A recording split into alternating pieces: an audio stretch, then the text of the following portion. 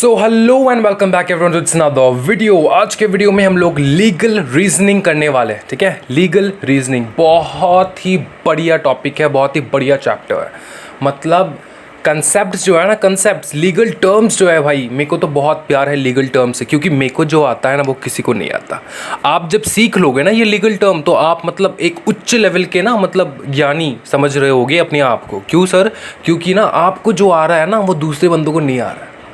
Legal terms इतना dangerous है और लीगल टर्म्स कैसे फ़न वे में सीखना चाहिए ना, वो आज मैं आपको बताने वाला हूँ, आज मैं सिखाने वाला हूँ आप लोगों को। टेंशन लेने का कोई दिक्कत नहीं है।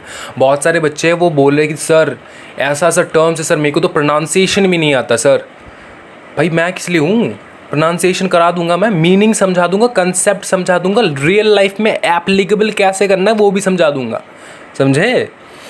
तो आज का जो वीडियो होगा वो पार्ट 1 होगा। ठीक है, एकदम इंटरेस्टिंग भयानक कंसेप्ट्स वाला वीडियो होने वाला है आज का। It's my favourite topic, so let's get into it without wasting any time. तो सबसे पहले हम लोग एक बार डिवीजन देख लेते कि इसमें ना इस चैप्टर में है क्या चीज़ सर पढ़ने के लिए। एक्चुअली ये चैप्टर जो है 2 पार्ट्स में डिवाइडेड है। Okay, it is divided into 2 parts. So this chapter is divided into 2 parts. पहला जो पार्ट है वो है legal terms and Maxim's. Legal terms है और कुछ कहावतें हैं। ठीक है, लैटिन टर्म में, लैटिन भाषा में कुछ कहावत है जो यहाँ पे हम लोग पढ़ने वाले हैं। लीगल कहावत समझ में आ रहा है ना, मैक्सिम कहते हैं हम उसको। लीगल टर्म्स एंड मैक्सिम्स है। ओके, और इसमें है केस लॉस। ठीक है, केस लॉस है, केस लॉस भी देखने वाले। Case law around 39 case laws है। ठीक है, जो कि आपको लग रहा होगा बहुत ज़्यादा है सर, लेकिन रियल लाइफ में अगर मैं बताऊं तो मतलब 1% भी नहीं है आपके। ओरिजिनली आप कितने पढ़ने वाले हो पूरे CS कोर्स में ना, ये 1% तो बहुत ज़्यादा बोल दिया मैंने मिस्टेकली, 0.1% भी नहीं है केस लॉस। ओके, तो सुनो, इधर पे अपना मैक्सिम कितना है, मैक्सिम एंड लीगल टर्म्स है 138 मैक्सिम्स एंड लीगल टर्म्स है अपना। राइट, तो यार ये सब पढ़ने के लिए ना अपने को क्या चाहिए पता है? अपने को चाहिए स्मार्ट स्टडी। ठीक है, स्मार्टली अपने को स्टडी करना है सर। ओके, तो स्मार्ट स्टडी कैसे करना है समझो। 138 मैक्सिम्स एंड लीगल टर्म्स है। मेरे को एक बात बताओ यार, कौन सा है वो बंदा है जिसको 138 पूरा का पूरा लीगल टर्म्स एंड मैक्सिम्स जो है वो याद रहेगा? पढ़ाने का दिक्कत नहीं या पढ़ने का भी दिक्कत नहीं है, याद रखने का दिक्कत है। कंफ्यूज हो जाएंगे बंदे, है कि नहीं। 138 मैक्सिम्स, उनमें से ना भाई मेरे 138 मैक्सिम में से 53 मोस्ट इंपॉर्टेंट मैक्सिम्स जो अपने पूरे CS कैरियर में आपको मिलने वाला है, आप यूज़ करोगे वो 53 मैक्सिम्स जो है। ठीक है, most important legal terms and Maxim's जो कि आपके पूरे CS करियर में यूज़ करने वाले हो, और बाकी थोड़ा एक्स्ट्रा दिया है।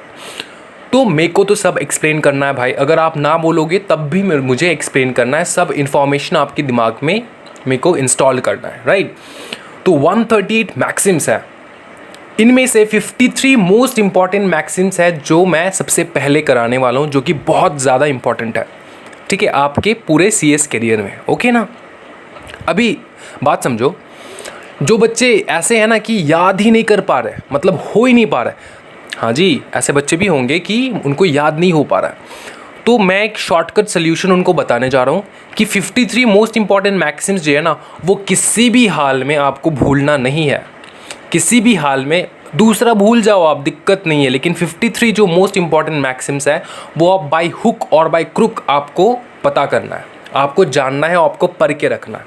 उसके बाद जो मैक्सिम्स है मैं वो भी एक्सप्लेन करूँगा, वो भी आपको करना है, लेकिन 53 मैक्सिम्स जो है वहाँ पे थोड़ा ध्यान ज़्यादा देना है। ठीक है, कंसेप्ट्स को डामाडोल नहीं करना है। समझ में आ रहा है?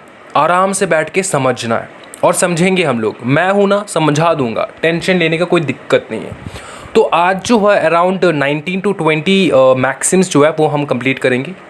तो ये वीडियो, ये जो चैप्टर है थोड़ा लंबा जाएगा और इंटरेस्टिंग रहेगा, मैं बता रहा हूँ आपको, बहुत ज़्यादा इंटरेस्टिंग रहेगा।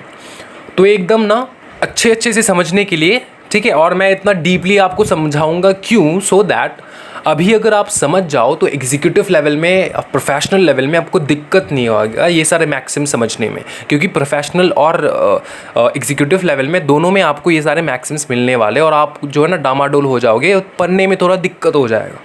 समझ में आ रहा है? तो अभी से समझ लो सारी चीज़, बहुत अच्छे तरीके से मैं समझा दूंगा, इसी के साथ हम लोग स्टार्ट करने वाले आज का सबसे पहला लीगल टर्मिनोलॉजी एंड मैक्सिम से स्टार्ट करेंगे। सबसे पहला है अब इनिशियो। अब एक बात बताओ, अब इनिशियो का मतलब क्या? अब इनिशियो का मतलब होता है फ्रॉम द बिगिनिंग। ठीक है, फ्रॉम द बिगिनिंग मतलब पहले से सर, पहले से। इसका मैं लीगल एप्लीकेशन बताऊंगा और प्रैक्टिकल एप्लीकेशन भी बताऊंगा, मैं मम्मी के साथ कैसे अप्लाई करना है इन सारी चीज़ को। मेरा क्या है ना, मैं देखो मैं कैसे चीज़ें याद रखता हूँ ना, मेरा टॉप सीक्रेट ये है कि किसी को बताना मत, लेकिन मेरा सीक्रेट ये है कि मैं ये अप्लाई करता हूँ अपने खुद के पर्सनल लाइफ में। मम्मी के साथ बहुत ज़्यादा करता हूँ मैं, समझे ना, तब मेरे को याद रहता है। अब इनिशियो मतलब क्या होता है? From the beginning. पहले हम लोग देखेंगे इंडियन कॉन्ट्रैक्ट एक्ट। ठीक है, इंडियन कॉन्ट्रैक्ट एक्ट जो है ना, वहाँ पे एक टॉपिक है कॉन्ट्रैक्ट विद अ माइनर। आपने पढ़ा होगा, हाँ जी सर आपने पढ़ाया है, मेरे को याद है। इंडियन कॉन्ट्रैक्ट एक्ट में एक टॉपिक है contract with a minor, right.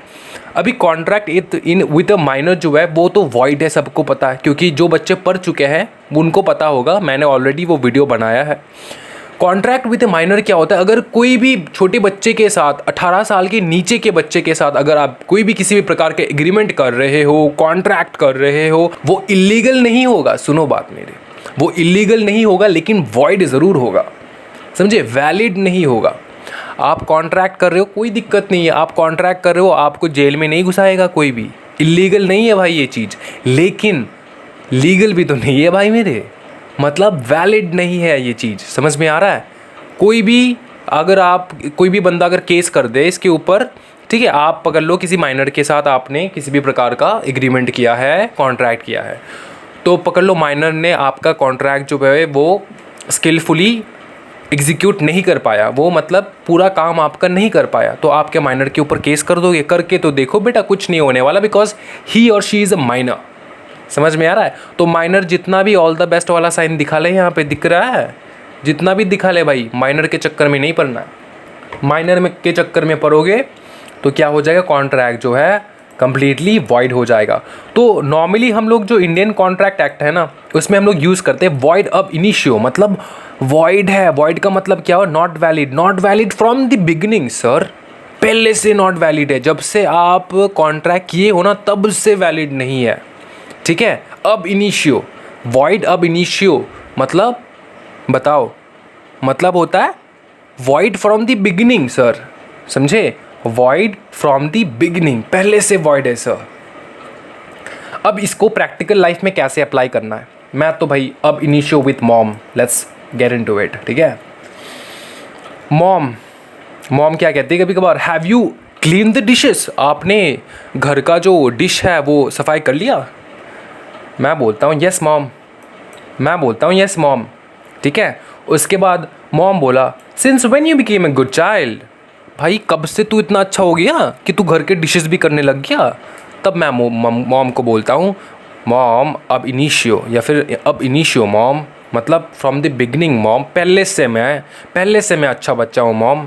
समझ में आ रहा है? ये होता है प्रैक्टिकल लाइफ में, अप्लाई करके देखो मज़ा आएगा। मैं अप्लाई करता हूँ, प्रैक्टिकल जो है वही मैं लिख के रखा हूँ यहाँ पे। समझ में आ रहा है ना? तो मॉम्स के साथ कैसे करना है ये कॉन्वर्सेशन, अब initio from the beginning ma'am, ठीक है, पहले से मॉम, समझे ना? ये हो गया आपका अब इनिशियो विथ मॉम। अभी हम देखने वाले हैं absolute sententia exposito non indigent. इसका मतलब क्या है? Absolute sententia exposito non indigent, इसका मतलब क्या है सर? इसका मतलब है plain words require no explanation. ठीक है, प्लेन वर्ड्स का ना भाई एक्सप्लेनेशन का दरकार नहीं होता है, नॉर्मली समझ जाना चाहिए, समझे? मैं आपको समझाता हूँ एक बात, ये आपको कहाँ पे दिखने को मिलेगा फ्यूचर में, ये आपको इंटरप्रिटेशन ऑफ स्टैट्यूट में देखने को मिलेगा। इंटरप्रिटेशन का मतलब क्या है सर? इंटरप्रिटेशन का मतलब understanding in its original meaning. ठीक है, आप पकड़ लो कोई बंदा मेरे से चाइनीज़ में बात कर रहा है, तो मैं वो इंटरप्रेट करने का कोशिश करूँ वो बोलना क्या चाहता है भाई, बोलना क्या चाहता है। ठीक है, तो इसका मतलब होता है इंटरप्रिटेशन। स्टैट्यूट क्या होता है? स्टैट्यूट का मतलब होता है will of the legislature. Legislature में कौन कौन आता है? लेजिस्लेचर में आता है पार्लियामेंट एंड प्रेसिडेंट। ठीक है, पार्लियामेंट एंड प्रेसिडेंट मतलब क्या है? Understanding the law in its original meaning. ठीक है, मतलब हम अंडरस्टैंड कर पाए लॉ को इन इट्स ओरिजिनल मीनिंग। समझ में आ रहा है? ये होता है अपना इंटरप्रिटेशन ऑफ स्टैट्यूट। तो इंटरप्रिटेशन ऑफ स्टैट्यूट में देखने को मिल जाएगा प्लेन वर्ड्स। तो सुनो एक बात, मैं ये एग्जाम्पल क्यों आपको बता रहा हूँ, आपको समझना पड़ेगा। फॉर एग्जाम्पल कल परसों एक लॉ जो है, नॉर्मली जो एक लॉ है वो पार्लियामेंट ने पास किया, ठीक है, पार्लियामेंट ने पास किया। बहुत सिंपल सा एक लैंग्वेज लिखा है, बहुत सिंपल सा एक लैंग्वेज लिखा है कि from tomorrow all the girls will where shirt and pants and all the boys will where skirts. For example simple word में लिखा है, एकदम सिंपल, ठीक है। बच्चे भड़क जाएंगे, बोलेंगे सर ये क्या हो रहा है, मतलब ये क्या, मतलब ये what is this happening man. तो गवर्नमेंट के साथ बगावत करेंगे, तो गवर्नमेंट को पूछेंगे आपके ये मतलब क्या है, तो गवर्नमेंट बोलेंगे बेटा जो सिंपल एंड प्लेन वर्ड्स है ना उसका एक्सप्लेनेशन नहीं चाहिए होता है, समझे? ओके, तो ये सारी जो चीज़ है ना, ये जो कंसेप्ट है plain words require no explanation. Explanation कब चाहिए होता है? जब आप किसी भी चीज़ को समझने की कोशिश कर रहे हो तभी ना एक्सप्लेनेशन चाहिए होता है। तो कब कहाँ पे आप चीज़ें समझते हो? Interpretation of statute. Interpretation of statute में आप लॉ जो है वो इंटरप्रेट करने की कोशिश करते हो। समझ में आ रहा है? ओके, क्लियर है? अब ये मम्मी के साथ कैसे अप्लाई करना है मैं आपको बताता हूँ, टॉप सीक्रेट। देखो तुम, ठीक है, you mom I don't want go to college today. Mummy ने बोला व्हाट, मम्मी ने गुस्से से बोला व्हाट। फिर यू बोला mom I do not want to go to college today. फिर मॉम ने बोला what do you mean. Mummy ने क्या बोला व्हाट डू यू मीन, गुस्से से। फिर आपका भी मतलब गुस्सा है, आपने बोला absolute सेंटेंसिया एक्सपोसिटो non indigent. Mummy shocked, Pappu rocked, है कि नहीं? एक वो वाला हो जाता है सीन, समझ में आ रहा है? ऐसा मतलब यूज़ करो। घर पे चप्पलें गिरते होंगे, कोई दिक्कत नहीं है, मम्मी आपको बात समझ नहीं रही होंगी, कोई दिक्कत नहीं, लेकिन बोल के जो मज़ा आता है ना भाई वो अलग लेवल का होता है। सामने वाला बंदा कुछ समझेगा ही नहीं, समझे ना? फिर क्या हो जाएगा, आपको याद रहेगा कि ये सारी जो चीज़ है ना ये एक्चुअली में होता क्या है, समझे? Plane words. मम्मी को क्या बोल रहे हो? मम्मी मैंने बताया तो है आपको, plain words require no explanation. मैंने तो बताया। मम्मी बोल रही है व्हाट डू यू मीन बोल रही है मम्मी। मम्मी को बोल रहा है mummy plain words not need any explanation यार, मैंने प्लेन वर्ड में बताया कि mom I do not want to go to college today. समझे? क्लियर हो रहा है? सेंटेंस दिमाग में घुस रहा है? कंसेप्ट समझ में आ रहा है? एब्सोल्यूट सेंटेंसिया एक्सपोसिटो नॉन इंडिजेंट, मतलब plain words require no explanation bro, no explanation at all.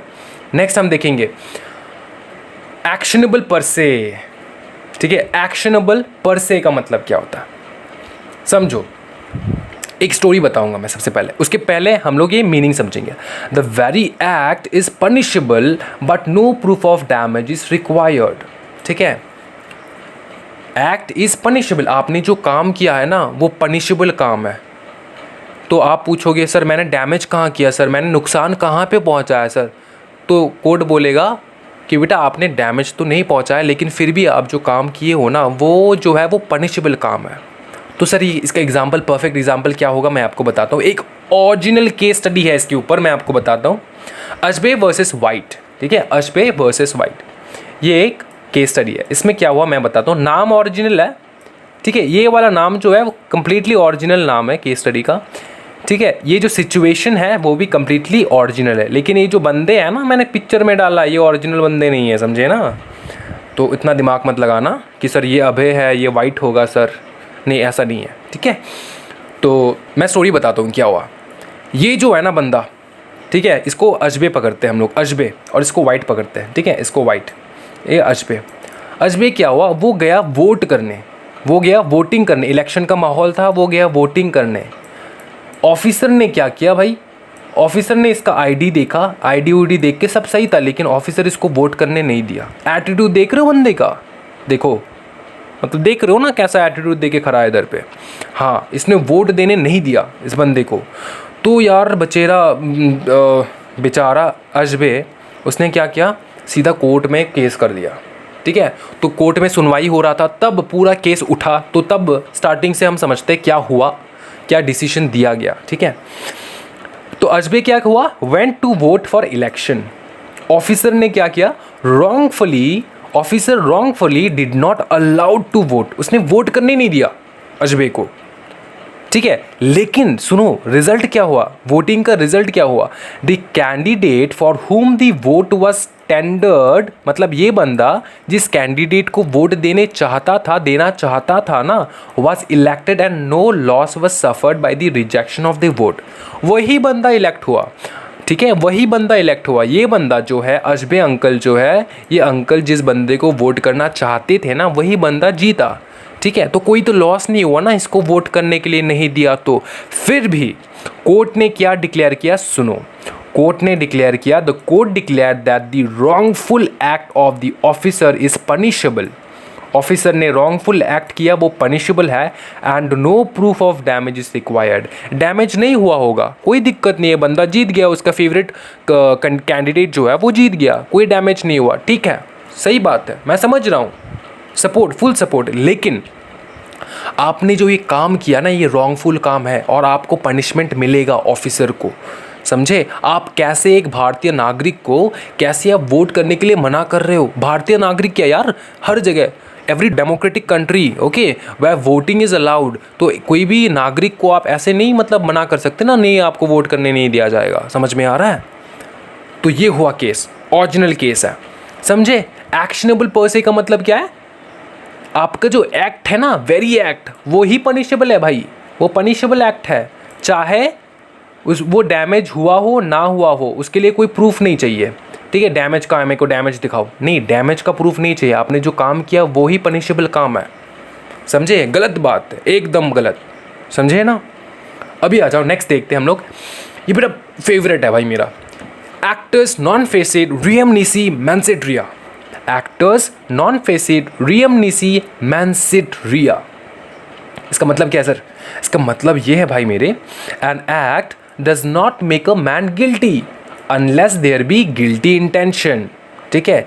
कोई भी एक्ट आप कर रहे हो ना, तब तक वो एक्ट गलत नहीं होता है जब तक आप कोई गिल्टी इंटेंशन से, मतलब गलत इंटेंशन से आप ना करो। आप कोई भी काम कर रहे हो वो तब तक गलत नहीं है जब तक आप कोई गिल्टी इंटेंशन से, मतलब गलत इंटेंशन से आप नहीं कर रहे हो वो काम, समझ में आ रहा है। ये क्या है, एक्टर्स नॉन फेसिड रियम नीसी मैंसिड रिया। ये इसका एक हम लोग क्लासिक एग्जाम्पल देखने वाले हैं, क्लासिक, एक नंबर, समझे। तो एग्जाम्पल जो देखने वाले ना वो सेक्शन से रिलेटेड, सर सेक्शन नंबर याद करना पड़ेगा भाई, ये जो है ना, ये मज़े लेने के लिए, आप मज़े लो, याद आपको बस यही रखना है, ठीक है। और इसका मीनिंग समझाने के लिए मैं आपको मज़े मतलब एग्जाम्पल दे रहा हूँ, ठीक है, और रियल लाइफ एग्जाम्पल्स दे रहा हूँ मैं, समझो। मतलब एवं मतलब सोच के एग्जाम्पल्स ऐसा नहीं, समझो अच्छे से। 96 section 96 to 106 of the Indian penal code जो है ना, गूगल करके देख सकते हो आप, कोई दिक्कत नहीं। अगर आपको क्रॉस चेक करना है तो सर सही में ऐसा है क्या, हाँ भाई सही में ऐसा है, समझो। 96 जो है, 96 to 106 of the Indian penal code जो है ना, वो क्या कहता है, समझो वो क्या कहता है। वो क्या कहता है मैं बाद में बताऊंगा, सबसे पहले मैं आपको बताऊंगा कि यहाँ पे प्रॉब्लम क्या, ठीक है, प्रॉब्लम क्या है, समझो। ये है रज्जो, एक लड़की है रज्जो, ठीक है, ये है रॉकी, ठीक है। रॉकी ने क्या किया, अचानक Rocky tried to hurt Rajjo intentionally. Rocky ने अचानक क्या किया, उसने ट्राई किया कि रज्जो को हर्ट करे इंटेंशनली। लेकिन बेटा रज्जो निकली ब्लैक बेल्ट, समझे, रज्जो निकली हमार ब्लैक बेल्ट, अपना छोड़ों से कम है क्या, ठीक है। तो रज्जो जो है, Rajjo harmed Rocky badly in self defence, ठीक है। तो रॉकी रज्जो को मारने जा रहा था, रज्जो ने सेल्फ डिफेंस में मतलब रॉकी का मतलब जबड़ा जो है वो हिला दिया, ठीक है, ओके, उसका जो शक्ल है वो पूरा बिगाड़ दिया, ठीक है। क्यों सर, सेल्फ डिफेंस में सर, सेल्फ डिफेंस में वो मारने आ रहा था बंदा, उसको मतलब ऐसा मतलब दिया उसने, जूडो कराटे जो भी दिया उसने, ठीक है, गिर गया बेचारा, रॉकी गिर गया, ठीक है। इसमें दो केस हो रहा है, दो प्रकार के केस हो रहा है, समझो। एक केस है कि रॉकी ने रज्जो को मारने का कोशिश किया, दूसरा केस है कि रज्जो ने रॉकी को मारा। दोनों केस हो रहा है ना, दो केस हो रहा है ना, तो समझो यहाँ पे कैसे अप्लाई होगा ये actus non facit reum nisi mens sit rea. समझो, इन फर्स्ट एक्ट, पहला एक्ट में क्या हुआ, रॉकी जो है he tried to harm Rajjo, उसने ट्राई किया कि रज्जो को हार्म करे। It was a criminal act, ये क्राइम है भाई, it's a crime. But in the second act कौन सा है, जब रज्जू इसको मारने लग गई, Rajju harmed Rocky in is not criminal act, it is not a criminal act as it comes under self defence according to section 96 and 106 of the IPC मतलब Indian penal code. तो सेक्शन 96 एंड 106 किसके साथ deal करता है, self defence के provisions के साथ वो डील करता है। समझ में आ रहा है? तो ये क्या है, रज्जू का जो है ना, सुनो बात, रज्जू का केस जो है ना, वो क्यों हटा दिया गया, रॉकी को पनिशमेंट मिला, रॉकी को punishment in a sense, Rocky तो पिट गया रज्जू से, ये तो सही बात है, रॉकी पिट गया, लेकिन फिर भी उसको जेल हुआ, पनिशमेंट हुआ, बहुत कुछ हुआ। क्यों सर, और रज्जू को क्यों नहीं हुआ? क्योंकि रॉकी जो है ना, वो इंटेंशनली रज्जू को हर्ट करने का कोशिश कर रहा था, और रज्जो जो है वो इंटेंशनली नहीं कर रही थी, वो सेल्फ डिफेंस कर रही थी, अपने को बचाने के लिए उसने उसको पीट डाला। समझे ना? ये होता है अपना actus non facit reum nisi mens sit rea. मेरे साथ प्रोनाउंस करो, actus non facit reum nisi mens sit rea. अभी स्पीड में, actus non facit reum nisi mens sit rea. Finish. An act does not make a man guilty unless there be a guilty intention. Mummy के साथ कैसे use करना है sir, ये पकड़ लो यार। कभी ऐसा हो गया कि आप किचन में जा रहे थे और आपके हाथ से ग्लास, मतलब हाथ लग के ग्लास गिर के टूट गया, तो मम्मी तो तुमको मतलब मारने आ रही थी, पूरा एकदम फ्लाइंग चप्पल ऊपर से आ रहा था, तो आपने मम्मी को बोला, मम्मी सुनो यार, एक्टर्स नॉन फेसिव रियम निसी मेंसिस रिया मैम, मतलब मम्मी ने बोला, मम्मी इंप्रेस हो गई आपकी बात सुन के, उन्होंने, बेटा ये कौन सा लैंग्वेज सीख रहा है तू आजकल? मम्मी ने आपको बोलना है मम्मी को, मम्मी ये लैटिन है, हमने सीखा है मम्मी, सर ने बताया था कि एन एक्ट ना does not make a man guilty. मैं गिल्टी नहीं हूँ मॉम, मैं रॉन्ग नहीं हूँ, बिकॉज मैंने इंटेंशनली से नहीं किया, मेरा इंटेंशन गिल्टी नहीं था, मेरा इंटेंशन रॉन्ग नहीं था मॉम। तो मॉम से फिर समझी और आपको जो है मारने का जो मॉम ने सोचा था वो पोस्टपोन कर दिया, कैंसिल तो नहीं हुआ, पोस्टपोन कर दिया। ठीक है, मम्मी के साथ ऐसा यूज़ करना चाहिए। वो ये आ जाओ, उसके बाद हम लोग देखेंगे एक्टस रियस का मतलब क्या होता है, रॉन्गफुल एक्ट। आपने किसी भी प्रकार का रॉन्गफुल एक्ट कर रहे हो, आप क्या कर रहे हो, रॉन्गफुल एक्ट, कोई गलत काम कर रहे हो, उसको हम लोग कहते हैं एक्टस रियस। लैटिन भाषा में हम लोग कहते हैं एक्टस रियस, मतलब कोई गलत काम कर रहे हो आप। ठीक है, समझे ना? For example, discrimination between black and white. ठीक है, discrimination between black and white for example, या फिर डिस्क्रिमिनेशन बिटवीन जेंडर। ठीक है, जेंडर्स, बॉयज़ एंड गर्ल्स। पकड़ लो यार, क्या हुआ ना, फूफा जी आए आपके घर में, फूफा जी आके आपको बोले, बेटा रज्जो कहाँ पर है, रज्जो को बुलाओ। तो रज्जो आई और आप भी थे। आप कौन हो? आप हो रॉकी। ठीक है, तो रॉकी को बोला, फूफा जी ने बोला कि रज्जो को बुलाओ, रज्जो को बुलाया, फिर रज्जो को दिया 100 रुपये, आपको दिया 50 रुपये। ठीक है, जाने के टाइम में फूफा जी जा रहे गाँव वापस, समझे ना? जाने के टाइम में रिलेटिव पैसे देकर जाते हैं ना कभी कभार। फिर आपको बोलना है फूफा जी को, फूफा जी सुनिए बात, एक्टस रियस, फूफा जी ये जो आप कर रहे हो ना, ये बहुत बड़ा एक्टस रियस है सर। फूफा जी प्लीज़, आप जो है, आप रज्जू को 100 रुपये दे रहे हो और मेरे को 50 रुपये, ये रॉन्गफुल एक्ट है सर, फूफा जी मत कीजिए ये। ठीक है, तो ये हो गया आपका प्रैक्टिकल, हाँ जी, practical interpretation, practical use of this words in your personal life. अभी देखेंगे हम लोग ऑडी अल्टरम पर्टरम, बोलो, या फिर ऐसे अगर नॉर्मल भाषा में बोलना चाहते हो तो ऐसे बोल सकते हो, ऑडी अल्टरम पार्टम। ठीक है, ऑडी अल्टरम पार्टम। लेकिन यार इतने अच्छे प्रोनाउंसिएशन अगर करें हम लोग तो याद कैसे रहेगा, थोड़ा उल्टा सीधा प्रोनाउंसिएशन करना चाहिए, सो दैट ये याद रखे। याद रखना अलग टेक्निक है भाई, मतलब कुछ डिफरेंट करोगे तब याद रहेगा, अगर डिफरेंट नहीं है तो याद कभी नहीं रहेगा। ऑडी अल्टरम पर्टरम, ठीक है, ये हम लोग कहते हैं। तो इसका मतलब क्या है, हियर द अदर साइड। तो इसका मतलब क्या है, here the other side. Sir here the other side मतलब क्या होता है, मैं आपको बताता हूँ। घर पे यार अगर आप सिबलिंग्स हो ना, आप अगर सिबलिंग्स हो घर पे, तो आपका छोटा भाई होता होगा या फिर छोटी बहन होती होगी। छोटी बहन ने गलती किया, ठीक है, या फिर छोटा भाई ने कोई भी किसी भी प्रकार का गलती किया और जाके सीधा पापा को बोल देती है, ठीक है। गलती करने के बाद मतलब अपना गलती छुपाने के लिए आपका नाम दे देती है। पापा सीधा आपके आके मतलब 2-4 लेफ़्ट राइट सीधा मतलब दे देते हैं। तो तब पापा को बोलना है, देखो मार खाने से पहले बोलना है पापा को बोलना है, पापा जी ऑडी अल्ट्रम पार्टम। सिर्फ पापा पूछेंगे बेटा ये क्या बोल रहा है भाई, ऑडी चाहिए तुझको, तू ये सब काम कर रहे हो और ऑडी चाहिए तुझको, ऑडी नहीं मिलने वाला। फिर आप बोलोगे नहीं पापा ऑडी नहीं चाहिए पापा, ऑडी अल्ट्रम पार्टम मतलब here the other side. Sir बहन का बात सुन लिए पापा जी आपने बहन का बात सुन लिए। सर पापा मेरा बात भी तो सुनिए, मेरा साइड भी तो, मेरा पक्ष भी तो रखने दीजिए मुझे को, हियर दी अदर साइड। समझे ना बात, क्लियर है। अभी देखो क्या लिखा है, listen to the other side, let the other side be heard as well, ठीक है। It is the principle that no person should be judged, कोई भी पर्सन जज नहीं करना चाहिए हम लोग अनटिल एंड अनलेस हम उनका पक्ष भी सुन ले, ठीक है। Without a fair hearing in which each party is given opportunity to respond to the evidence act against them. समझे। तो कोई भी बंदे को, किसी भी बंदे को जज करने से पहले आपको दोनों साइड सुनना पड़ता है। कोर्ट में जैसे जजमेंट देते हैं जज, तो अपने को दोनों साइड सुनते हैं ना जज लोग, दोनों साइड सुन के तो जजमेंट दिया जाता है कि नहीं। तो उसको कहते हैं हम लोग ऑडी अल्ट्रम पार्टम, ठीक है। हो गया भाई। चलो बेनामी देख लेते हैं। बेनामी का मतलब होता है नेमलेस। सर ये वर्ड क्यों है सर, ये तो सर लैटिन तो नहीं लग रहा है सर, ये तो मेरे को लग रहा है सर इंडियन है सर, थोड़ा इंडियन लग रहा है। हाँ जी जो भी लगे कोई दिक्कत नहीं है। बेनामी ट्रांजैक्शन समझो, बेनामी यहाँ पे इंक्लूड क्यों किया है उन लोगों ने, समझो एक बात। बेनामी जो है ना, इससे रिलेट होता है अपना एक एक्ट जिसका नाम होता है बेनामी ट्रांजैक्शन प्रोहिबिशन ब्रैकेट में एक्ट, ठीक है।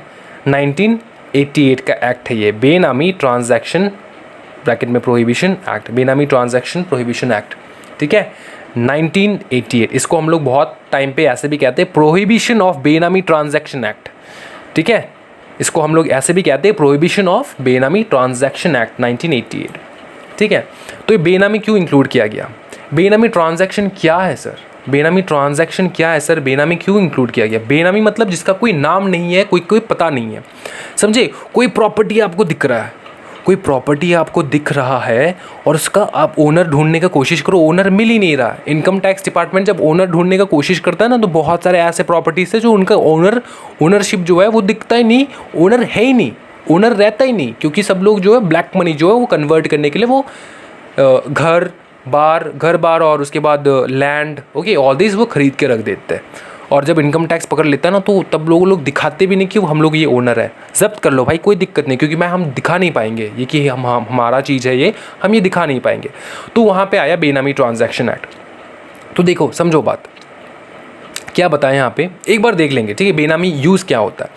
The act defines a benami transaction as any transaction in which property is transaction to one person for consideration paid by another person. समझो यहाँ पे क्या बताया, बोला कि बेनामी ट्रांजैक्शन का मतलब क्या है पता है, बेनामी ट्रांजैक्शन का मतलब क्या है पता है, मैं बताता हूँ आपको। पकड़ लो, ठीक है, पकड़ लो, मैं आपको एग्जाम्पल देता हूँ, अच्छा वाला एग्जाम्पल देता हूँ। यूजेस पता नहीं होगा ना तो पढ़ने में इंटरेस्ट नहीं होगा, इंटरेस्ट जगाना दरकार है। बेनामी ट्रांजैक्शन में क्या होता है कि पकड़ लो राज करके एक बंदा है, उसने एक प्रॉपर्टी खरीदना है, उसने एक प्रॉपर्टी खरीदना है, ठीक है। प्रॉपर्टी खरीद तो रहा है ये, लेकिन इसका पेमेंट कर रहा है सैम, ठीक है। प्रॉपर्टी खरीद एक बंदा रहा है लेकिन पेमेंट कर रहा है सैम। देखो act defines a benami transactions any transaction in which property is transferred to one person for consideration paid by another person. समझो अभी आप लोग ये सोच रहे होंगे कि सर अपन को तो ये लगता था सर सिर्फ जिस प्रॉपर्टी का ओनरशिप नहीं होता वही होता है सर ये बेनामी ट्रांजैक्शन। नहीं, बेनामी ट्रांजैक्शन का डेफिनेशन बहुत ब्रॉड है बेनामी ट्रांजैक्शन का डेफिनेशन, ठीक है। उसमें ये भी बताते हैं वो लोग कि बेनामी ट्रांजैक्शन हर वो ट्रांजैक्शन है जहाँ पे खरीदता कोई एक बंदा है लेकिन पेमेंट कोई दूसरा बंदा करता है, वो होता है बेनामी ट्रांजैक्शन। क्योंकि कुछ तो गड़बड़ है सर। लेकिन अगर मैं अपने वाइफ को गिफ्ट करूँ सर, मैं अपने वाइफ को अगर गिफ्ट करूँ एक प्रॉपर्टी, तो क्या सर वो बेनामी, क्योंकि सर वाइफ तो पेमेंट नहीं करने वाली, ख़रीद तो वो रही है लेकिन पैसा तो मेरे को ही देना है, सर क्या वो बेनामी ट्रांजैक्शन में घुसेगा? नहीं बेटा, वो बेनामी ट्रांजैक्शन में नहीं घुसने वाला। ठीक है, बेनामी ट्रांजैक्शंस का भी बहुत सारे एक्सेप्शंस है, वो हम लोग बड़ी जब क्लास में पहुंच जाएंगे तब हम लोग देखेंगे। ठीक है, एग्जीक्यूटिव लेवल में देखेंगे। ये आपका जो है ना, ये आपका लगभग एग्जीक्यूटिव में EBCL करके एक सब्जेक्ट है, economics business and commercial law, उसमें आपको पढ़ने को मिलेगा बेनामी ट्रांजैक्शंस, एक पूरा चैप्टर है इसके ऊपर। ठीक है, अभी बोनाफाइड देखते हैं। बोनाफाइड का मतलब क्या होता है? बोनाफाइड मतलब गुड फेथ, जेन्युइन चीज, गुड फेथ से कोई काम करना, बोनाफाइड। ठीक है, जेन्युइन चीज। ठीक है, फेक नहीं है, जेन्युइन है, गुड फेथ, अच्छा भावना। समझ में आ रहा है? इसको कहते हैं हम लोग बोनाफाइड। क्लियर है? अभी नेक्स्ट देखेंगे हम लोग कैविएट एम्प्टर। कैविएट एम्प्टर बढ़िया कंसेप्ट है। कैविएट एम्प्टर, कैविएट एम्प्टर क्या है सर? मेरे को बताओ सर फटाफट। Let the buyers be aware. Sir ये आप मेरे कान में क्यों बोल रहे हो? क्योंकि मैं बताता हूँ आपको ये क्या है caveat emptor. Let the buyers be aware क्या है? तुम सेलर हो, ठीक है, और एक बंदा बायर है। ओके, एक बात बताओ यार, बायर का तो कंप्लीट रिस्क होता है, राइट? बायर का कंप्लीट रिस्क होता है जब वो कोई भी चीज़ सामान खरीदता है। अच्छा, कैविएट एम्प्टर जो है ना, ये यार वारंटी वाले चीज़ें में नहीं होता सर। मतलब बेसिक से समझाओ सर, बेसिक से समझाओ। ओके, बेसिक से समझा तो सुनो। ये आप देखते हो कि ना, न्यू मार्केट वगैरह जो होता है, मतलब फुटपाथ पे जो लोग लेकर बैठते हैं ना सामान, ड्रेस, फिर डुप्लीकेट परफ्यूम्स, चोर बाज़ार पकड़ ले। ठीक है, तो वहाँ पर क्या होता होगा? वहाँ पर क्या होता होगा? कैविएट एम्प्टर का जो पूरा फॉर्मूला है वहाँ पे यूज़ होता होगा। आपने गए किसी दुकान में, दुकान तो होता नहीं, फुटपाथ होता है, फुटपाथ पे गए आप, सामान खरीद रहे हो, तो let the buyer be aware. समझो एक चीज़, आप जो है ना बायर हो, ठीक है, आप कस्टमर हो, आप बायर हो, परचेसर हो आप। मैं कौन हूँ? मैं सेलर हूँ। ठीक है, तो अगर आप कोई भी चीज़ खरीद रहे हो ना, ये पूरा रिस्पॉन्सिबिलिटी आपका है कि वो चीज़ आप अच्छे से देख कर लो। ठीक है, कोई भी डैमेज हुआ फ्यूचर में किसी भी प्रकार का, मैं नहीं बनने वाला। ठीक है, क्योंकि इसका कोई वारंटी कार्ड नहीं आता। ठीक है, बिना वारंटी वाला चीज़ है। समझ में आ रहा है? Let the buyers be aware. तो अच्छे से देख परख के खरीदना होगा, पूरा रिस्पॉन्सिबिलिटी बर्डन आपके ऊपर होगा। मेरा कोई अवेयरनेस नहीं होगा, मेरा कोई रिस्पॉन्सिबिलिटी नहीं होगा। क्वालिटी क्या है नहीं है, आप अभी खड़े होकर, इधर मेरे सामने खड़े होकर देख कर खरीद कर लेकर जाओ। ठीक है, बाद में आके रिटर्न नहीं कर पाओगे सर आप। समझे? ये होता है caveat emptor. Late the buyers be aware. ठीक है, बायर जो है उसको अवेयर करा दियो। ठीक है, let the buyers be aware, aware करा दियो कि बताओ क्या चीज़, कि आप जो सामान खरीद रहे हो उसका क्वालिटी, क्वांटिटी, जो कुछ भी है वो आपका रिस्पॉन्सिबिलिटी, आप देख के लेकर जाओ। ठीक है, तो इसका एक बार देख लेते हैं हम लोग क्या लिखा है। The law places the burden on the buyer to be aware and conduct an ordinary due diligence. ठीक है, उसके बाद क्या बताया? The doctrine of caveat emptor lays down a fundamental principle that a buyer shall be aware of his responsibility. देखो, ये एक fundamental principle है जहाँ पे बायर जो है ही should be aware of his responsibility to check the quality and sustainability. ठीक है, quality and sustainability of the product, मतलब कितना चलेगा ये। ठीक है, that he is purchasing and once he satisfied, एक बार वो खरीद कर लेकर चले जाए भाई, एक बार बंदा खरीद कर लेकर चला गया, फंस गया बंदा। ठीक है, he shall have no right to reject the product. समझा? He shall have no right to reject the product. देखो बंदे को, देखो कितना अच्छी तरीके से सेल कर रहा है सामान, एक बार लेकर जाओ, अच्छा है, खट्टा है, मीठा है, मेरे को नहीं लेना देना। ये एग्जाम्पल होता है, मैं आपको बताता हूँ रियल लाइफ एग्जाम्पल मेरे साथ हुआ। कुछ दिन पहले बाज़ार गया था मैं मैंगोज़ खरीदने। ठीक है, मैंगोज़ खरीदने गया था मैं बाज़ार, ऊपर से पूरा येलोइश। ओके, मैंने बोला भैया मीठा तो होगा ना? बोले बेटा मधु है, ये मैंगोज़ नहीं है सर, ये मधु टपकता है इससे। मैंने बोला क्या बात कर रहे हो? बोला हाँ सर, मैं लेकर आया। ठीक है, कम से कम 4 लेकर आया, तो 4 मैंगोज़ लेकर आया मैंने एक खाया, लगभग ठीक था, नॉर्मल था। दूसरा जब काटा ना अंदर में से, इट वॉज़ लाइक कम्प्लीटली सोर, बहुत सोर था, मतलब ये पूरा कच्चा जैसा था, अंदर से, बाहर से पक्का दिख रहा था लेकिन अंदर से कच्चा था। उसके ऊपर सुनो बात मेरे, टेस्ट भी नहीं था। तो आपको क्या लगता है, मैं जाके उसको अगर बोलूँगा, वो अगर लॉ का स्टूडेंट निकले ना, तो क्या बोलेगा मेरे को, caveat emptor sir ji, let the buyer be aware, आपका रिस्पॉन्सिबिलिटी है, आप खरीद के लेकर जा रहे हो, आप रिटर्न नहीं कर पाओगे अभी, समझे। तो मैं नेक्स्ट दिन गया बाज़ार, मैं हंसते हंसते उसको बोल कर आया, बेटा आपने तो खूब चूना लगाया मेरे को। बोले, वो हंस रहा था, वो बोल रहा था सर मेरे को कैसे पता होगा अंदर में क्या है बाहर में क्या है, समझे बात। उसका रिस्पॉन्सिबिलिटी नहीं है, मेरा रिस्पॉन्सिबिलिटी, मैं खरीद के लेकर जा रहा हूँ, समझे ना बात। कैविएट एम्प्टर क्लियर है, let the buyers be aware clear है एकदम। उसके बाद हम देखेंगे कैविएट एक्टर, ये क्या है सर। कैविएट एक्टर मतलब let the doers be aware, let the doers be aware, इसका मतलब क्या है सर, डूअर्स बी अवेयर। इसका भाई सिंपल मीनिंग है, मैं आपको सिंपल मीनिंग में समझाता हूँ। कोई भी बंदा किसी भी प्रकार का एक्शन कर रहा है ना, कोई भी बंदा किसी भी प्रकार का एक्शन कर रहा है, he is doing an action ना, तो आपके एक्शन के ऊपर ना आपका पूरा रिस्पॉन्सिबिलिटी है। अगर कुछ आपके एक्शन के कारण गलत हो रहा है तो वो आपका रिस्पॉन्सिबिलिटी है, समझ में आ रहा है ना। तो आपके एक्शन के ऊपर आपका खुद का रिस्पॉन्सिबिलिटी है। Let the doers be aware, जो आप काम कर रहे हो उसके बारे में आप अवेयर हो जाओ, समझे ना। कैविएट वेंडिटर क्या होता है, वेंडिटर बहुत सिंपल है, let the seller be aware. इसमें सेलर का बात है, वो क्या था, लेट दी, हाँ जी, let the buyer be aware था ना। देखो let the buyers be aware, यहाँ पे क्या है, let the seller be aware, समझे। Let the seller be aware में क्या समझने को मिलता है सर अपने, ठीक है। कैविएट एम्प्टर में जो है, देखो कैविएट एम्प्टर में जो है आपको तो पूरा नॉलेज दिया है, पूरा नॉलेज दे रहा है, राइट। और कैविएट वेंडिटर क्या है कि late the seller be aware, seller को अवेयर करा दो कि वो जो है गलत इन्फॉर्मेशन ना दे, सही सही इन्फॉर्मेशन दे, ठीक है। गलत अगर इन्फॉर्मेशन दे रहा है वो हो जाएगा फ्रॉड हो जाएगा वो, ठीक है। और कंपनीज एक्ट में ना बेटा वो अलग है, ये तो कंपनीज एक्ट में आप लाइबल नहीं रहोगे, ठीक है। ये दूसरा ही आपका कानून, इंडियन पेनल कोड के तहत आप लोग लाइबल होगे। लेकिन कंपनीज एक्ट में बहुत बढ़िया है बेटा, फ्रॉड करने के चक्कर में 447 ठोक देंगे, समझे ना, वो अलग है, वो अलग है। लेकिन आपके ऊपर अलग ही चार्जेस लगने वाला है, ठीक है। Let the seller be aware, जो सेल कर रहा है उसको बता दियो बेटा इन्फॉर्मेशन करेक्ट देना है, रॉन्ग इन्फॉर्मेशन नहीं देना है, ठीक है। अगर आप किसी भी बंदे के साथ जो कॉन्ट्रैक्ट कर रहे हो, फॉर एग्जांपल आपके पास रिसोर्स ही नहीं है इतना कि आप कॉन्ट्रैक्ट कर पाओ, लेकिन आपने कॉन्ट्रैक्ट कर लिया और आप अगर उसको रिसोर्सेज नहीं दे पाओ अच्छे से, ठीक है, क्योंकि आपने उसको पूरा इन्फॉर्मेशन दिया ही नहीं है, आपके पास रिसोर्स नहीं है, वो आपने बताया ही नहीं है, आप ठग रहे हो, ठीक है। कंप्लीट इन्फॉर्मेशन चाहिए होगा मेरे को, ठीक है। It deals with that caveat emptor, caveat venditor, right. The let the seller be aware. अभी सर्ट्यूररी देखेंगे, ये भयानक कंसेप्ट है सर्ट्यूररी। सर्ट्यूररी क्या है मैं आपको बताता हूँ। सर्ट्यूररी क्या है, सर्ट्यूररी जो है ना भाई मेरे, ये एक रिट है। रिट मतलब सर ऑर्डर, ये एक ऑर्डर है, ठीक है, ये एक ऑर्डर है। ये ऑर्डर कब पास किया जाता है मैं आपको बताता हूँ।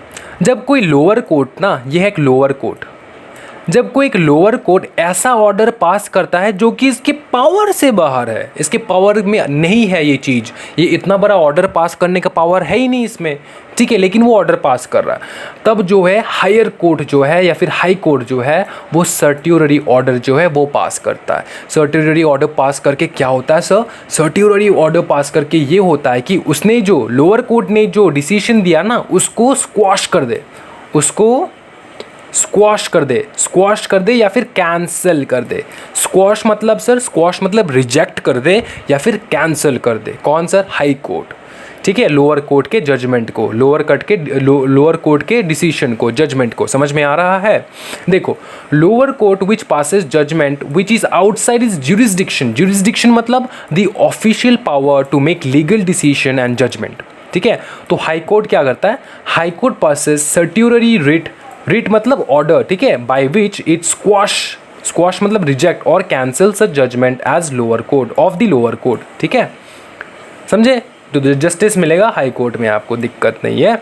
अभी देखो, a writ by which record of proceedings are removed from inferior court, inferior court मतलब लोअर कोर्ट, जिसमें प्रोसीडिंग करने का पावर ही नहीं है, वो प्रोसीडिंग करता जा रहा है। और कौन रिमूव कर रहा है, high court, high court remove कर रहा है, कहाँ से, इन्फीरियर कोर्ट से। क्या सर रिमूव कर रहा है, वो प्रोसीडिंग्स रिमूव कर रहा है, ठीक है। And to quash decision that goes beyond the jurisdiction, quash मतलब कैंसिल करा दे, सॉरी रिजेक्ट करा दे, क्वॉश मतलब रिजेक्ट करा दे जो भी डिसीजन लोअर कोर्ट ने पास किया है, जो उसके जुरिसडिक्शन के बाहर है, उसके पावर के बाहर है। क्लियर है भाई मेरे, सर्ट्यूररी ऑर्डर क्लियर है भाई मेरे। अभी नेक्स्ट चलता है, नेक्स्ट है इंजुरिया सिने डैमनम, डैमनम सिने इंजुरिया। जो बच्चे मेरे रेगुलर स्टूडेंट्स हैं, रेगुलर बच्चे हैं, उनको पता होगा सर ये जो है मैंने बहुत टाइम लगा के बहुत अच्छी तरीके से आपको समझाया है। जो बच्चे बात बात में इंग्लिश बोलते हैं ना, उन बच्चों के लिए खुशखबरी सुनो, इनफैक्ट की जगह आप एक काम करो, डिफैक्ट लगा दो, डिफैक्टो लगा दो, ठीक है। जो बच्चे बात बात में, बहुत सारे बच्चे हैं, बहुत सारे इंसान हैं रियल लाइफ में जो बात बात में इनफैक्ट बोलते रहते हैं। In fact I know this stuff, in fact I was playing guitar, in fact I wanted to go for a movie date, in fact I wanted to cook today, in fact.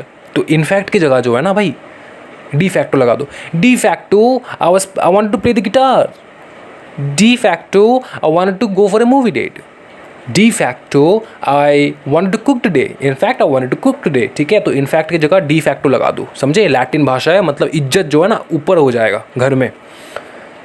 अभी इधर आ जाओ, डेल क्रेटे एजेंट। डेल क्रेटे एजेंट क्या होता है sir? ये हो चुका है सर, डेल क्रेटे एजेंट सर हो चुका है सर। मेरे को फिर भी एक्सप्लेन करना है, जो बच्चे डायरेक्ट इस वीडियो में टपक रहे हैं ना उन बच्चों के लिए, ठीक है। ये जो है ना, ये मैंने पहले वीडियोस में कवर कर चुका हूँ मैं, डेल क्रेटे एजेंट, लेकिन आज फिर से कवर करने वाला हूँ। सुनो एक बात, डेल क्रे एजेंट होता है ना, एक एजेंट होता है, एक मर्केटाइल एजेंट होता है, ठीक है, जो who is in consideration of extra remuneration, जिसको एक्स्ट्रा रेम्यूनरेशन मिलता है। किस लिए सर? मैं एक एजेंट को एक्स्ट्रा रेम्यूनरेशन क्यों दूँ सर? हाँ जी सर, उसको कहते हैं हम लोग, उस एक्स्ट्रा रेम्यूनरेशन को हम लोग कहते हैं डेल क्रेटे कमीशन, ठीक है। डेल क्रेटे कमीशन, इसको हम डेल क्रेटे कमीशन करते हैं। सर किस काम के लिए? सर मैंने इसको ज़्यादा रेम्यूनरेशन क्यों देना है, ज़्यादा कमीशन क्यों देना है? Because he undertakes to indemnify his employer against loss arising from the failure of the person with whom he contracts to carry out their contracts। समझो बात, इजी मैं समझाता हूँ। ये बंदा है मेरा डेल क्रेटे एजेंट, ठीक है, ये बंदा है डेल क्रेटे एजेंट। इसने क्या किया मैं बताता हूँ। ये बंदा आके मेरे को बोला, सर आप अगर ये एग्रीमेंट कर रहे हो ना, अगर ये आप एग्रीमेंट कर रहे हो, इससे कोई भी नुकसान अगर होगा ना तो मैं इसका नुकसान जो है आपको भर दूंगा। अगर कोई भी किसी प्रकार का नुकसान हो रहा है तो मैं इसका भरपाई करूंगा, इंडेमनीफाई करूंगा, ठीक है। इस बंदे के बिहाफ पे मैं इंडेमनीफाई करने वाला हूँ, ठीक है। तो ये बंदा बोल रहा है, तो इसीलिए इसको थोड़ा एक्स्ट्रा रेम्यूनरेशन मिलता है, क्योंकि ये बोल रहा है कि अगर इन दोनों का कॉन्ट्रैक्ट फेल हो जाए ना तो ये बंदा जो है इस बंदे के बिहाफ में कह रहा है, ठीक है, ये वाला बंदे के बिहाफ में कह रहा है, इसको कह रहा है, इस बंदे को कह रहा है, लेफ़्ट वाले बंदे को कह रहा है कि सर अगर राइट वाला बंदा फेल हो जाए कॉन्ट्रैक्ट निभाने में तो आपको जो भी खर्चा होगा, मतलब लॉस होगा, वो मैं पे कर दूंगा, ठीक है। तो इसके लिए सर आपको मेरे को एक्स्ट्रा कमीशन देना पड़ेगा। तो बंदा ठीक है, बंदा बोला ठीक है कोई दिक्कत नहीं है सर, आप भरोसा रखो मैं पेमेंट कर दूंगा। तो इस बंदे को कहते हैं हम लोग डेल क्रेटे एजेंट, और इसको दिया जाता है डेल क्रेटे कमीशन, एक्स्ट्रा कमीशन। अगर बाई चांस फेल हो गया तो क्या करना है? तो इस बंदे को पकड़ना है, इस बंदे से मेरे को पैसा निकालना है, समझे? क्लियर है? डेल क्रेटे एजेंट क्लियर है भाई मेरे? बताओ मेरे को, आ जाओ। एडजस्टम जेनरिस, ये आज का लास्ट होगा, बहुत बढ़िया है, बहुत बढ़िया है। एडजस्टम जेनरिस, बताओ, रिपीट करो मेरे साथ, एडजस्टम जेनरिस, बोलो बोलो, एडजस्टम जेनरिस। इसका मतलब क्या मैं बताता हूँ आपको, बहुत सिंपल है, देखो। Where there are general words, जहाँ पर जनरल वर्ड्स है ना, following particular and specific words, ठीक है, the general words must be confined to things of the same kind as those specified. इसका मतलब क्या मैं आपको बताता हूँ। ये बोल रहा है, एडजस्टम जेनरिस का बोलना है, ऐसा मानना है कि कहीं पे अगर कोई भी किसी भी प्रकार का जनरल वर्ड्स है ना, जनरल वर्ड्स लिखा है, एक लिस्ट लिखा है, पकड़ लो एक लिस्ट लिखा है, ठीक है, लिस्ट लिखा है, और लिस्ट में किसी भी प्रकार का स्पेसिफिक वर्ड्स लिखा है, स्पेसिफिक वर्ड्स लिखा है, तो ये लिस्ट अगर एग्जॉस्टेड लिस्ट नहीं है ना, एग्जॉस्टिव लिस्ट मतलब क्या है, इसके बाहर कुछ नहीं हो सकता, यही मैक्सिमम लिस्ट है, मैक्सिमम लिस्ट है। लेकिन ये तो एग्जॉस्टिव हो गया, लेकिन अगर ये एग्जॉस्टिव नहीं है, मतलब इसके बाहर भी बहुत कुछ चीज़ें आते हैं ना, तो इसके बाहर जो चीज़ें आएंगे ना वो इन सब चीज़ों से जो ऑलरेडी यहाँ पे लिखा है उनसे रिलेटेड होना चाहिए, समझे? सर थोड़ा और समझा दीजिए सर, थोड़ा और डीप समझा दीजिए। मैं समझाता हूँ आपको, देखो क्या लिखा है। The general term will take its meaning, इसका जो जनरल टर्म है ना, ये इस लिस्ट, ये पूरा लिस्ट है, इतना तक लिखा है, बाकी लिखा नहीं, हाथ दर्द कर रहा है तो समझो। द जनरल टर्म मतलब जो फॉलो करेगा ना will take its meaning from the preceding specific word. इसका जो मीनिंग है ना, इन सब वर्ड्स का जो मीनिंग है ये अपने प्रिसीडिंग वर्ड्स मतलब पहले जो लिखा है हमने इन सब वर्ड्स से हम लोग लेने वाला है। And cannot be interpreted in a wider fashion, हम लोग वाइडर फैशन में इंटरप्रेट नहीं करेंगे। To include anything and everything मतलब कुछ भी इंक्लूड नहीं कर देंगे, कुछ भी इंक्लूड नहीं कर देंगे। सर और डीप समझाइए, और सर मेरे को समझ में नहीं आ रहा, और समझाइए। सुनो, अगर मैं आपको बोलूं एज पर लॉ अ जू कंटेन्स लायन, ठीक है, जू में कौन होता है समझो, लायन, लायन है, टाइगर है, टाइगर, लियोपार्ड है, लियोपार्ड है, ठीक है, and other than the general words, ठीक है, एंड अदर्स, ठीक है, एंड अदर्स तक फुल स्टॉप। तो ये जो अदर्स है ना, दी जनरल वर्ड्स अदर्स, ये जो अदर वाला वर्ड है ना, cannot be interpreted in a wider fashion, इसमें अदर्स को आप लोग वाइडर फैशन में इंटरप्रेट नहीं कर पाओगे। वाइडर फैशन मतलब सर, वाइडर फैशन मतलब जैसे आपने बोला है लायन, टाइगर और लियोपार्ड, तो इससे रिलेटेड ही आपको कोई और वर्ड यूज़ करना पड़ेगा, ठीक है, और वर्ड यूज़ करना पड़ेगा। Okay, be interpreted in a wider fashion to include domestic animals. तो ये सर क्या है, लायन, टाइगर और लियोपार्ड क्या है? लायन, टाइगर एंड लियोपार्ड जो है ना ये सारे, हाँ बहुत बताओ, हाँ डोमेस्टिक एनिमल है क्या? नहीं, डोमेस्टिक नहीं है, ये वाइल्ड एनिमल्स है, ये वाइल्ड एनिमल्स है। तो अगर ये वाइल्ड एनिमल्स है ना, तो मैंने लिस्ट में क्या क्या लिखा, lion, tiger, leopard, and others बोला। तो ये जो एन अदर्स है ना, इसमें मुर्गी नहीं आएगा, इसमें हैन नहीं आने वाला, ये डोमेस्टिक है, ये वाइल्ड नहीं है। एन अदर्स जो है ना, एन अदर्स मतलब एन अदर्स, मैं अगर कोई भी किसी भी, अगर मैं हम लोग बोले कभी कभार एन अदर्स या फिर एक्सेट्रा, हम लोग एक्सेट्रा नहीं लिखते, ETC एक्सेट्रा, तो वो जो एक्सेट्रा या फिर एन अदर्स मैंने बोला है ना, उसमें ये डोमेस्टिक एनिमल नहीं आने वाला, इसमें आएगा तो वाइल्ड एनिमल ही आने वाला है। वुल्फ आ सकता है, वुल्फ आ सकता है, वुल्फ कैन बी देयर, लेकिन एक डोमेस्टिक एनिमल नहीं आएगा ना भाई मेरे, समझे? तो वाइडर फैशन में इंटरप्रेट मत करो, जितना बोला है ना भाई मेरे उतना समझो, इससे ज़्यादा इंटरप्रेट करने का कोशिश मत करो। लॉ ऐसा बोल रहा है आपको। मैंने अगर बोला लायन, टाइगर, लियोपार्ड, उसके बाद क्या आएगा, मुर्गी, उसके बाद क्या आएगा, हैन, चिकन, नो, उसके बाद ये सब नहीं आने वाला। उसके बाद क्या आएगा, वुल्फ, हाँ बताओ, और बताओ, एलिफेंट्स, और बताओ, वुल्फ, एलिफेंट्स, और बताओ, जिराफ, और बताओ, हाँ जी, मॉन्कीज, चिंपांजीज, या चिंपांजीज, और बताओ।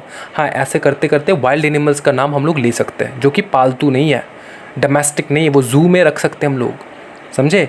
तो मेरा एन अदर्स का ना अलग मीनिंग मत लेकर जाना, अलग ही सोच मत लगाना, मैंने जितना बोल रहा हूँ उतना ही। तो एडजस्टम जनरस का मीनिंग होता है ये, ठीक है, मेरे वर्ड्स का अलग मतलब नहीं निकालना है, ठीक है। लिस्ट को अगर बड़ा करना चाहते हो तो इसमें अलग चीज़ नहीं डालना है, जो मैंने पहले वर्ड्स लिखा है उस वर्ड्स को समझना है, ठीक है। अगर आपको बोल दिया, मैं लास्ट लाइन बोल के ख़त्म कर दूँ, अगर आपको बोला lion, tiger, leopard dash dash, तो तब आप डैश डैश में क्या लिखोगे? आप पहले वाले प्रीसीडिंग वर्ड्स में देखोगे ना, प्रीसीडिंग वर्ड्स में क्या है, प्रीसीडिंग वर्ड्स में क्या है, डोमेस्टिक एनिमल्स है क्या? नहीं सर, वाइल्ड एनिमल्स है, तो वाइल्ड एनिमल्स का नाम लिखो। वहाँ पे तो हैंस नहीं होगा ना, कैट्स नहीं होगा, डॉग्स नहीं होगा ना, राइट? उसमें क्या होगा, वुल्फ होगा, बियर होगा, एक्सेट्रा एक्सेट्रास, राइट? समझे? क्लियर है? तो ये होता है एडजस्टम जनरस। तो भाई आज का जो है लेक्चर यहाँ तक रहेगा। मुझको पता है आपको ये लेक्चर्स जो है पसंद आया है, तो अगर पसंद आया है आपको ये लेक्चर्स, ये सारे लेक्चर्स, तो please like, share and subscribe this channel. Thank you so much everyone and happy learning guys, bye bye.